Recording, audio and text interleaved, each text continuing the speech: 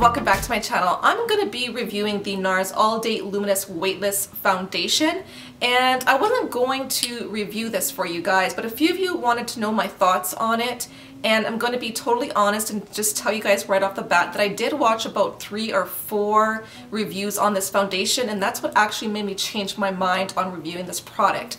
So I decided that I'm going to go ahead with it, tell you guys what I think about it, just because there's so many mixed reviews.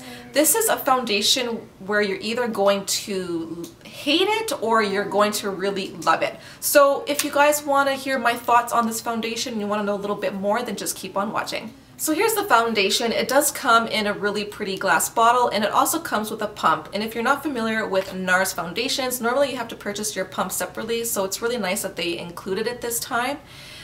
You do get 30 mils, which is your standard size, and I got mine in the color Santa Fe, which I do have in the Sheer Glow.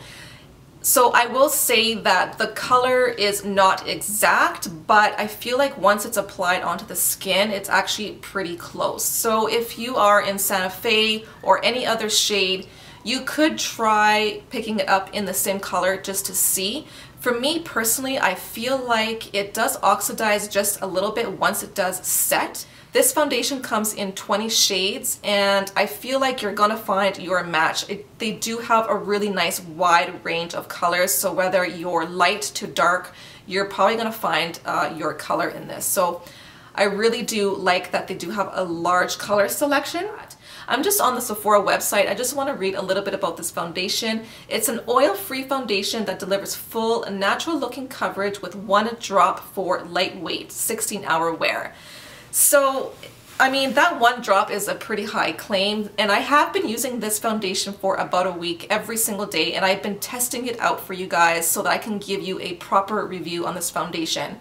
I have watched reviews on this foundation, and so many people are saying so many different things about it, so I thought it'd be good for me to give you guys my overall thoughts on it. Now, the man who created this foundation and that is behind this foundation likes to apply his foundations with his fingers. That's just how he likes to do it. So this foundation is actually meant to be applied with your fingers. I have tested out with my fingers. I actually did that today. I will have a demo for you guys. I prefer not to. I really like either my beauty blender or my brushes.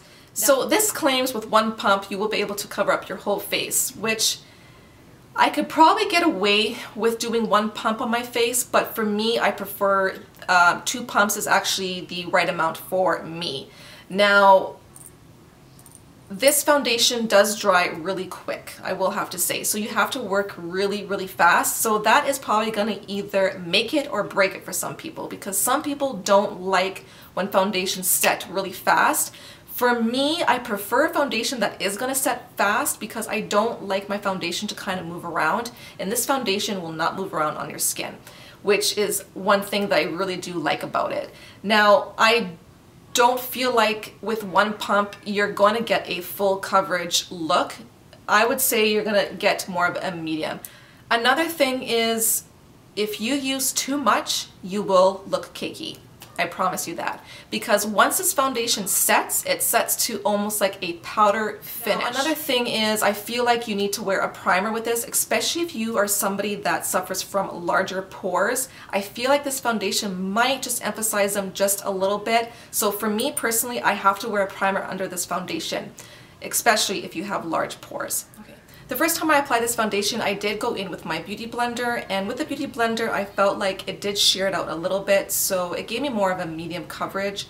Watching most people's reviews, a lot of people did not like the beauty blender because they felt like the product just soaked it up too much. For me, when I do use my beauty blender, I make sure that I wring out all the water. This way it's not too damp.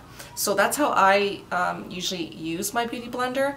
A lot of people liked their kabuki brush. This is a Sigma F84. It's not the flat top, it's the angled one, which I do prefer than the flat. And this did give me more of a full coverage look. Today I used my fingers, and there's some pros and cons with the fingers. I felt like when I did use it with my fingers, as soon as I got like towards my jawline and my chin, it just looked a little bit patchy, and it's because it dries really fast. So I was actually very surprised about that, because usually when you use your fingers, it's supposed to melt into the skin really nice. It's supposed to warm up with your hands, right? So that method I actually don't prefer. Just to give you guys my overall thoughts, I do prefer to apply this foundation with a beauty blender. I felt like with my fingers it just looked too patchy, and with the Kabuki brush, it was just too full coverage and looked almost too cakey on me. So for me, I liked the beauty blender. I really make sure I wring out all the water before I do use it. I like the coverage with the beauty blender. I feel like because this foundation is so pigmented, it still gives me a really flawless coverage, and it just, I don't know, it just works for me that way. So that's how I prefer to apply it. If you don't want this foundation to set really quick, then you can add maybe a little bit of the Sheer Glow, which I have tried and it actually quite works, because I do find with the Sheer Glow that it doesn't set right away. It takes about a good few minutes for it to actually set onto my skin. So just a thought. So I've been wearing this foundation for, I would say, around 7 hours now, and this is how I look. I didn't even touch up.